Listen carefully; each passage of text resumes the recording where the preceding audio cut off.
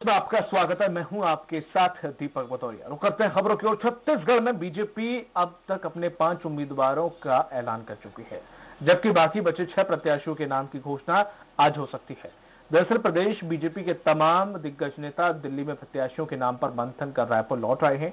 BJP के राष्ट्रीय उपाध्यक्ष रमन सिंह, बीजेपी प्रदेशाध्यक्ष विक्रम उसेंडी और नेता प्रतिपक्ष धर्मलाल कौशिक पार्टी जो है वो दिल्ली के केंद्रीय चुनाव समिति की बैठक में शामिल होकर वापस लौटे हैं। इन सभी ने 6 प्रत्याशियों को लेकर मंथन किया और रविवार को ये रायपुर लौटे। डॉक्टर रमन सिंह के मुताबिक बची हुई 6 सीटों पर प्रत्याशियों के नाम तय हो गए हैं। उन्होंने यह भी कहा है कि टिकट कटने वाले सांसदों में कोई भी नाराजगी नहीं है। खैर, अब बात की जाए तो सभी को इंतजार बीजेपी की 6 प्रत्याशियों के नाम के सामने आने पर देखने को मिलती है। क्या है प्रतिक्रिया, देखते हैं कि आखिर कब तक ये लिस्ट जारी होती है। मंत्री, राष्ट्रीय महामंत्री संगठन, इन लोगों ने उनको नोट भी किया है और चुनाव समिति के लोगों से कंसेंट लेके, क्योंकि केंद्रीय चुनाव समिति की बैठक आज नहीं हुई, सबसे टेलीफोनिक सहमति लेकर आज शाम तक सभी 6 प्रत्याशियों की घोषणा विधिवत हो जाएगी, ऐसा उम्मीद करते हैं। विधानसभा में मिली चुनावी हार को बीजेपी लोकसभा में ऐतिहासिक जीत के साथ भुना देना चाहती है, ये कहना है नेता प्रतिपक्ष धर्मलाल कौशिक का। दिल्ली से लौटने के बाद कौशिक ने रायपुर में पत्रकारों से चर्चा में कहा कि भाजपा जनता के भरोसे पर खरा उतरना चाहती है। देश मोदी के साथ है, सांसद जिनकी टिकट कटी है वे सब पार्टी के साथ हैं। लोकसभा में जीत भाजपा की सुनिश्चित है। पार्टी के हित में वो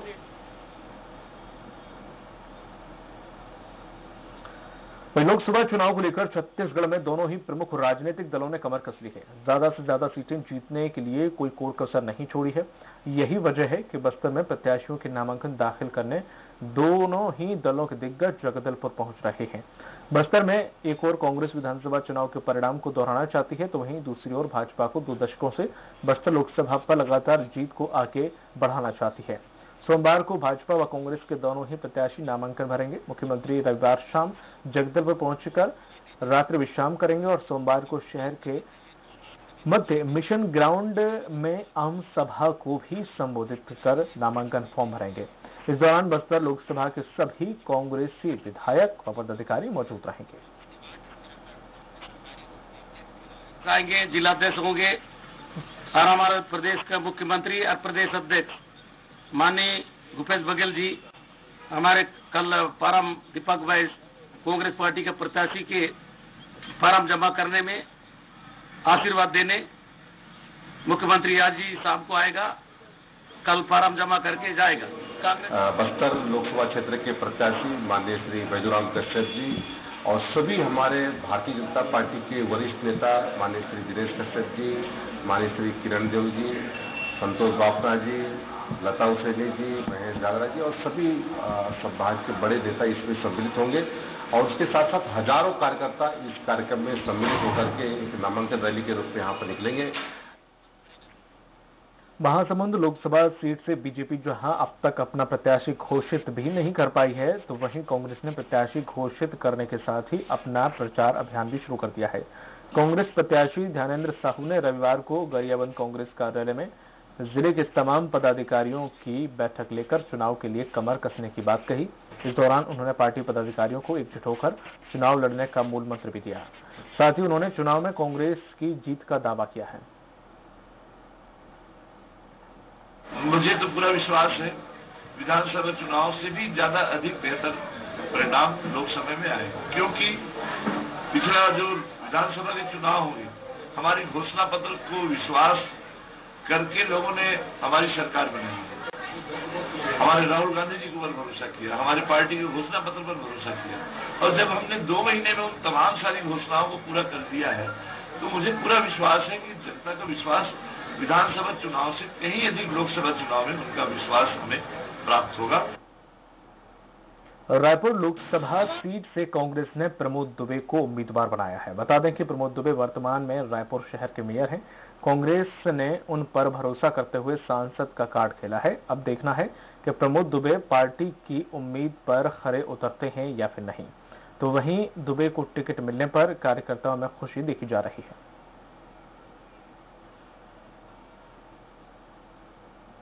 लोकप्रिय और युवा कांग्रेस के नेता भाई प्रमोद दुबे जी को लोकसभा का प्रत्याशी बनाया गया है। लोकसभा की महासमुंद सीट से कांग्रेस प्रत्याशी ध्यानेंद्र साहू ने युवा कार्यकर्ताओं के साथ बाइक रैली निकालकर नगर भ्रमण करते हुए कांग्रेस भवन में एक जनसभा की। जनसभा में बोलते हुए ध्यानेंद्र साहू ने कहा कि हमारा लक्ष्य राहुल गांधी को प्रधानमंत्री बनाना है, न कि ध्यानेंद्र साहू को सांसद बनाना। आप सभी कार्यकर्ता राहुल गांधी हो, सांसद हो, छत्तीसगढ़ सरकार की कर्मचारियों की तारीफ करते हुए साहू ने कहा कि राज्य सरकार ने अभी तक बहुत अच्छा काम किया है और निश्चित ही हमें इसका फायदा मिलेगा।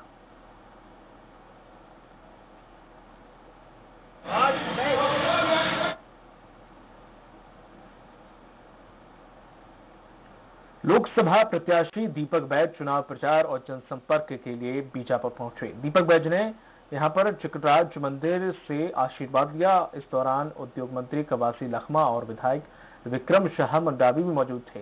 इस दौरान दीपक बैज ने भारत की जो भाजपा सरकार है उस पर तीखे हमले किए और बैज ने 20 सालों तक भाजपा सांसद दिनेश कश्यप की निष्क्रियता पर भी सवाल उठाए।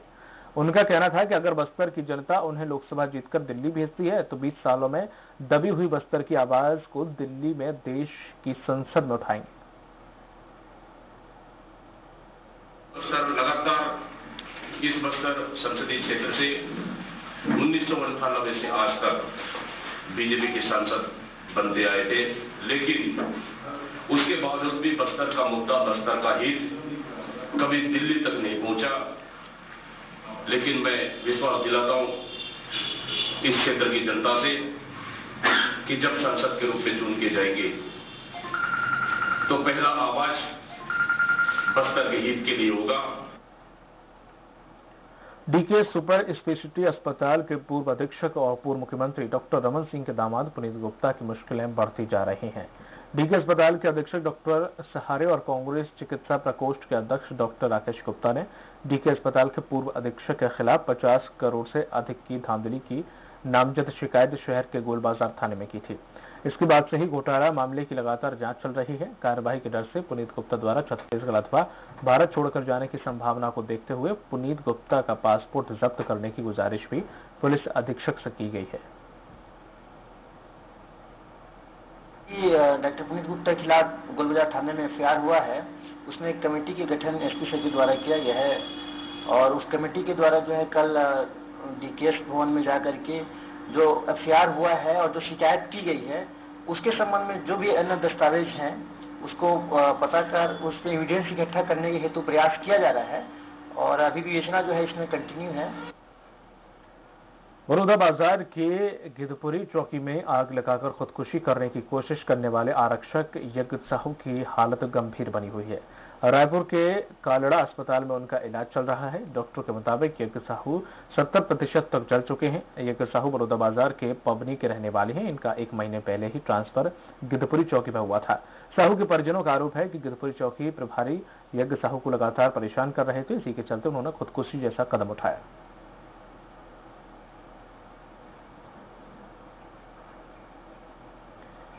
बस्तर के बड़े नक्सली कमांडर व माओवादी नेता अब पूरी तरह से कवर्धा जिला उसके आसपास के क्षेत्रों में मौजूदगी की देखी जा रही है उनकी। इस बात की पुष्टि कुछ दिन पहले हुए नक्सली पुलिस मुठभेड़ में देखने को मिली, जिसमें पता चला है कि चीरम कांड के मास्टरमाइंड सहित कई बड़े माओवादी नेता भोरमदेव अभयारण्य के जंगल में कैंप किए हुए थे। माओवादी नेताओं के जिले में सक्रियता बढ़ने से पुलिस मुस्तैद होने के दावा कर रही है, लेकिन बस्तर छोड़कर बड़े माओवादियों के जिले में सक्रिय होना एक खतरे की घंटी बताई जा रही है।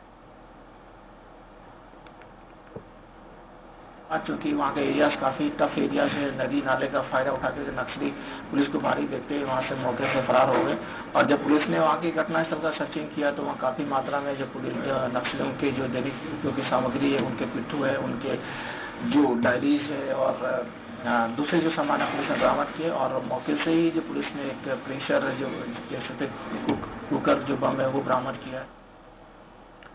नक्सलियों ने अब आम जनता को भी सख्ती में डाल दिया है। अब उन्हें भी नक्सली बंधक बनाकर ले जा रहे हैं, जिससे जनता में घबराहट का माहौल है। आपको बता दें कि साप्ताहिक बाजार से व्यापारी अपने घर लौट रहे थे, तभी नक्सलियों ने सभी को बंधक बना लिया और उन्हें जंगल ले गए।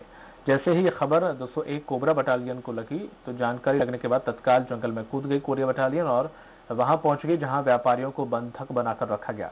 मगर इससे पहले ही नक्सली व्यापारियों को छोड़कर भाग गए, क्योंकि उन्हें इस बात की जानकारी लग गई थी कि कोबरा बटालियन आ रही है। हालांकि व्यापारियों को सुरक्षित जंगल से बाहर निकाल लिया गया।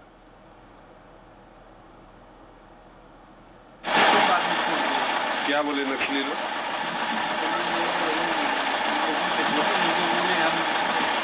अच्छा, बाजार लगा। राजधानी रायपुर नवजात बच्ची की तस्करी का अड्डा बन गया है। रायपुर पुलिस ने बच्चा खरीद फरोख्त गिरोह का पर्दाफाश किया। अपने नवजात को बेचने की कोशिश कर रही एक मां को उसके बच्चे के साथ खरीदार और उसे भी पकड़ लिया गया। पुलिस का कहना है कि पकड़ी गई मां पहले से ही 2 बच्चे हैं उस पर। महिला अपनी घरेलू परेशानियों को लेकर परेशान थी और अपने बच्चे को दुनिया में लाना नहीं चाहती थी, जबकि खरीदार व्यक्ति के बच्चे नहीं थे। इन दोनों के मध्य 2 और लोगों का प्रवेश होता है, जिसमें एक महिला शामिल है जो बच्चे की खरीद फरोख्त को अंजाम देती थी। दूसरा व्यक्ति मध्यस्थ है जो खरीद फरोख्त करने वाली महिला और खरीदार का परिचित है। इस मामले में पुलिस ने सभी 5 आरोपियों के खिलाफ किशोर अधिनियम 2015 की धाराओं के तहत अपराध दर्ज कर लिया। 5 लोगों के खिलाफ थाने में अपराध पंजीबद्ध, किशोर अधिनियम के तहत अपराध पंजीबद्ध किया गया है। ममता गोस्वामी नाम की एक महिला है जो उसने एक स्पिरिचुअल महिला को उसका गर्भपात को रुकवा करके उसके बच्चे को किसी दूसरे व्यक्ति के पास बेचने के लिए उसको तैयार करी और इस प्रकार से जो है पूरा मामला मतलब इस बच्चे को बेचने को लेकर के हुआ है। वहीं बलौदाबाजार जिले के भिलाईगढ़ में स्थित शासकीय शहीद वीर नारायण सिंह महाविद्यालय के छात्र छात्राओं में रोष देखने को मिला है। होली के दूसरे दिन कॉलेज में पढ़ने पहुंचे छात्र छात्राओं को कॉलेज से प्रोफेसर नदारत दिखे। इतना ही नहीं, यहां प्रिंसिपल भी उपस्थित नहीं थे, जिसके चलते छात्र छात्राओं में रोष देखा गया।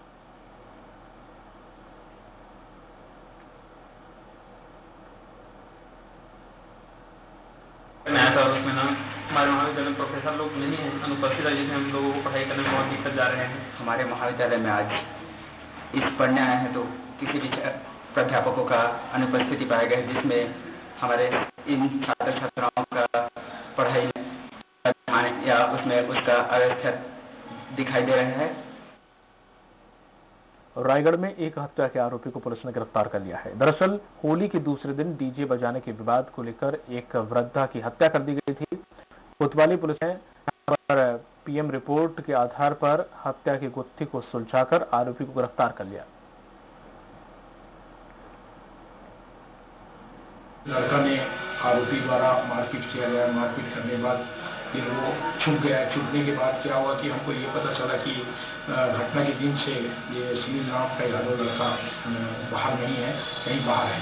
तो हमने तस्दीक भी करवाया तो बाहर उनको जाना इस समय में कोई जानकारी मिला नहीं। फिर हमने आसपास पता चला कि घर में है। फिर घर से हमने गिरफ्तार किया। गिरफ्तार करके उसे विधिवत थाना में लाया और विधिवत हिरासत में लेकर पूछताछ किया गया। पूछताछ के दौरान उन्होंने गवाहों के समक्ष उन्होंने महिला का हत्या करना कबूल किया।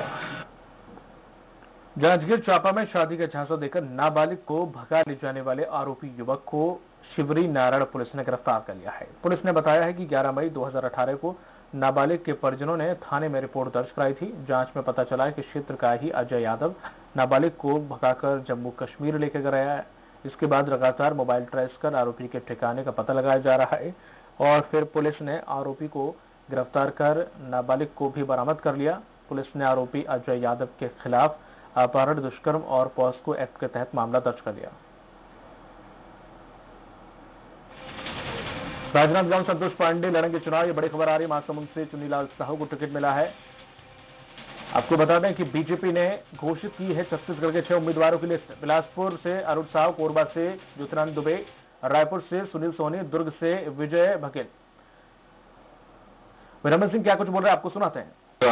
जहां तक विधानसभा में पिछड़ने का सवाल है तो पिछले लोक विधानसभा में भी आपने देखा होगा कि सरगुजा में, बस्तर में हम 8 में 7 विधानसभा हारने के बाद भी सरगुजा में 1,80,000 वोट से जीते थे। बस्तर में भी हम काफी पीछे थे 6 विधानसभा में, उसके बाद भी हमने वहाँ पे 1.5 लाख से 2 लाख वोट से जीत हासिल की थी। तो अलग अलग नतीजे होते हैं और राष्ट्रीय परिप्रेक्ष्य में जब चुनाव होता है, देश के लिए प्रधानमंत्री के चयन की प्रक्रिया होती है, तो निश्चित रूप से इस चुनाव में मतदाता प्रधानमंत्री यानी नरेंद्र मोदी जी के नाम से वोट करेगा। अच्छा, पिछले 3 चुनाव में छत्तीसगढ़ में जो लोकसभा चुनाव हुए हैं, बीजेपी महज 1 सीटों है, बीजेपी 10 सीटों पे रही है, लेकिन इस बार परिस्थितियां बदल गई है। राज्य में कांग्रेस की सरकार है, कैसे मिशन तय करेंगे? इस बार हम बेहतर कीर्तिमान स्थापित करेंगे और जो उत्साह दिख रहा है, जो कार्यकर्ताओं से समाचार मिल रहे हैं, जो उत्साह का वातावरण है नए चेहरे सामने लाने का, उसका एक अच्छा नतीजा छत्तीसगढ़ में हम सबको देखने को मिलेगा।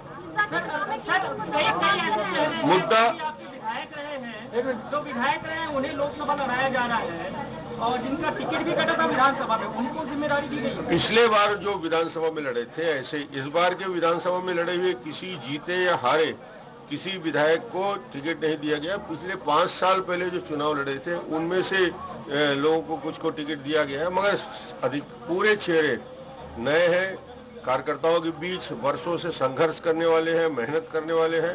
इसलिए मुझे कोई शंका ही नहीं है कि जनता का सहयोग छत्तीसगढ़ में इन हमारे 11 प्रत्याशियों को मिलेगा और भारतीय जनता पार्टी प्रचंड बहुमत से 11 में 11 लोकसभा जीत के आएगी। कांग्रेस कह रही है कि मोदी सरकार, मुद्दे हैं हमारे पास, बहुत स्पष्ट मुद्दे हैं। देश में ईमानदार व्यक्ति को एक स्थायी सरकार, विकास करने वाला व्यक्ति को इस देश का प्रधानमंत्री बनाना है और देश की सुरक्षा, देश का स्वाभिमान, देश का गौरव बढ़ाने वाला और देश को रक्षा की दृष्टि से मजबूत करने वाला नरेंद्र मोदी जी के नेतृत्व में ही देश सुरक्षित होगा, देश विकास करेगा। और मोदी जी से बड़ा नाम आज देश में नहीं है। एक प्रकार से गठबंधन में बिखराव शुरू हो गया है। ममता के साथ बड़े गले मिलते थे, आज उनके ऊपर आरोप प्रत्यारोप हो रहे हैं, उनके अंदर विभाजन की प्रक्रिया शुरू हो गई है। तो मुझे नहीं लगता कि ये पूरे के पूरे अलग अलग हिस्सों में लड़ेंगे और भारतीय जनता पार्टी अपनी मजबूती के साथ कायम है। सर, कांग्रेस कह रही है कि मोदी सरकार के 5 सालों के विफलताओं को लेकर वो जनता के बीच में जाएंगे।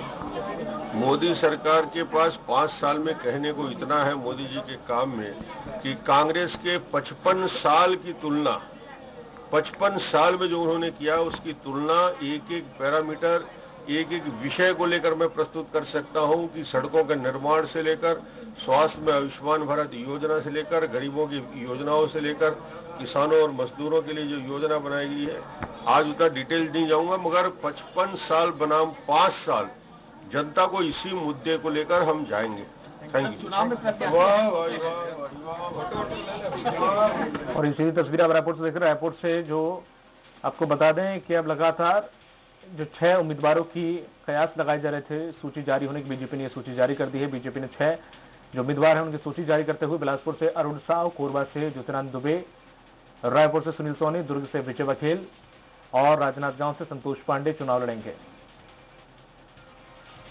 महासमुंद से चुन्नीलाल को टिकट दिया गया है। आपको बता दें कि 6 उम्मीदवारों की लिस्ट जारी कर दी है बीजेपी ने। आखिरी छत्तीसगढ़, बिलासपुर से अरुण साव और रायपुर से सुनील सोनी, दुर्ग से विजय बघेल, राजनांदगांव से संतोष पांडे चुनाव लड़ेंगे और महासमुंद से चुन्नीलाल। बीजेपी ने अपनी 6 उम्मीदवारों की सूची है वो भी जारी कर दी, यानी कि अब पूरी 11 लोकसभा सीटों के उम्मीदवार तय हो गए हैं छत्तीसगढ़ में।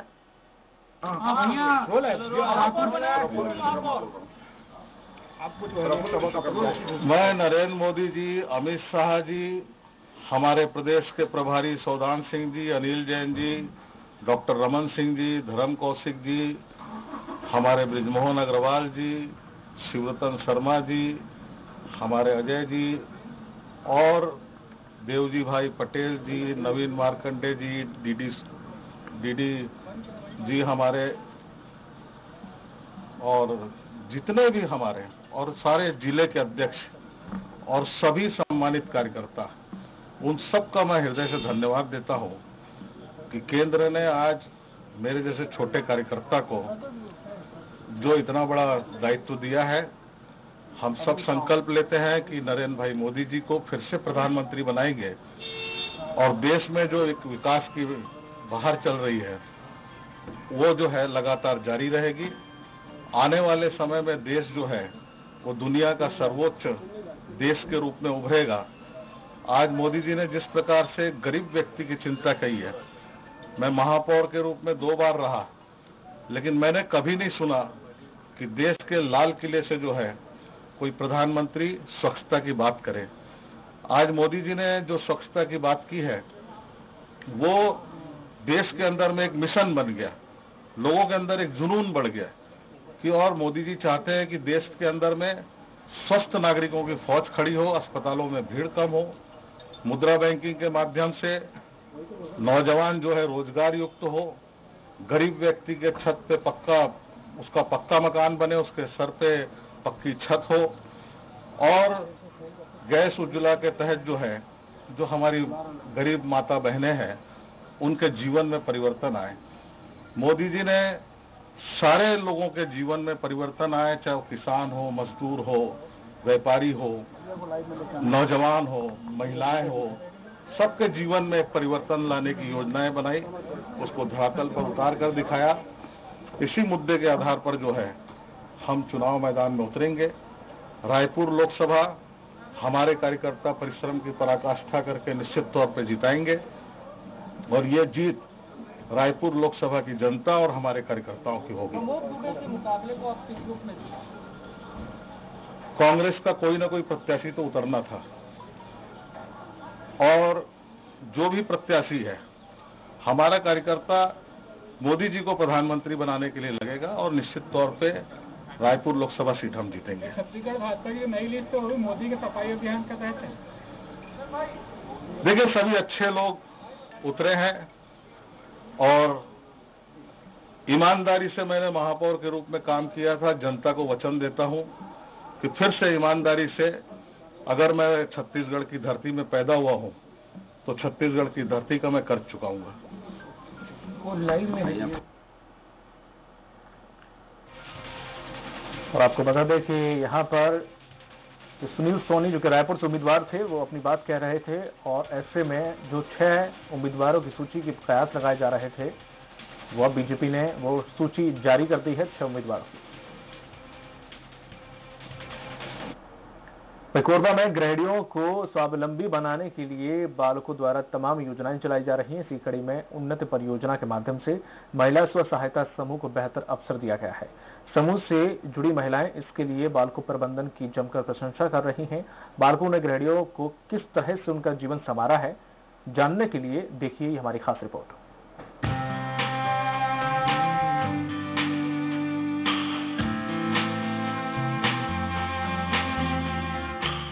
बालको उन्नत परियोजना के माध्यम से लगभग 16 महिलाओं को बालकों ने रोजगार दिया है। महिलाएं यहां अलग अलग 300 प्रकार के काम करती हैं। उनके द्वारा सेफ्टी के सामान मसलन जूता, जैकेट, हेलमेट किराए पर उपलब्ध कराया जाता है। इस परियोजना से जुड़ने के बाद महिलाओं की आर्थिक दशा भी बहुत हद तक सुधरी है। रोजगार मिलने के बाद घर की माली हालत काफी बेहतर हो गया है। हम लोग 4 साल हो गए। इससे पहले आप यहाँ कार्य करने के पहले क्या करते थे? गिरहणी थी। जब से आप यहाँ जुड़ी हैं कितना फायदा हो रहा है आपको? बस अपना घर परिवार मतलब चल रहा है। अपना यहाँ जो बालकों से हम लोग को सहयोग मिला है उससे हम लोग का मतलब परिवार अच्छा से मतलब चल रहा है। हम लोग यही मतलब 8:30 बजे आते हैं, 2 बजे हम लोग का छुट्टी हो जाता है।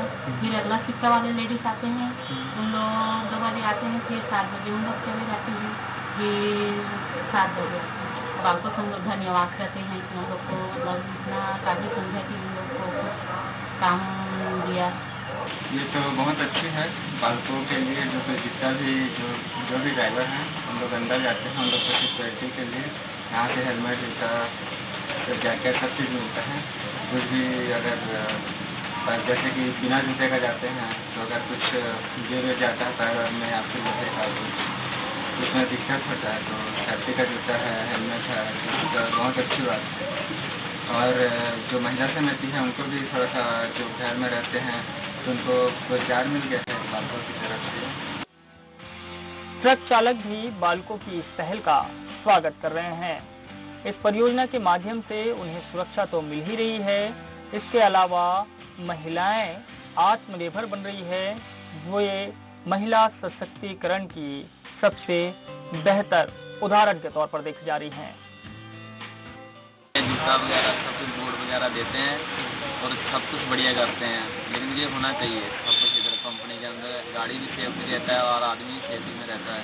तो जूता मिलता है, टोपी मिलता है, जैकेट मिलता है, तो पहनने में अच्छा में चोट वगैरह मत लग जाए। और जूता में ये सही है, लगे ना कुछ।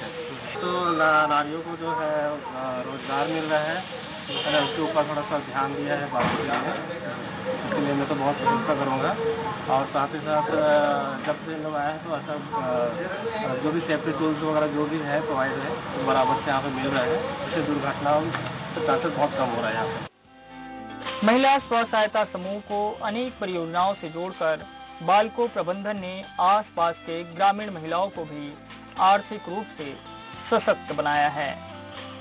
खेती किसानी के अलावा कौशल उन्नयन सहित अन्य माध्यमों से बेरोजगारों को रोजगार देना, उन्हें प्रशिक्षित करना जैसे अनेक काम किए जा रहे हैं। बालको प्रबंधन ने महिला उन्नति और प्रगति को ध्यान में रखकर इस योजना को मूर्त रूप प्रदान किया है। मनोज यादव, स्वराज एक्सप्रेस, कोरबा। छत्तीसगढ़ एक्सप्रेस में फिलहाल इतना ही। देखते रहें स्वराज एक्सप्रेस।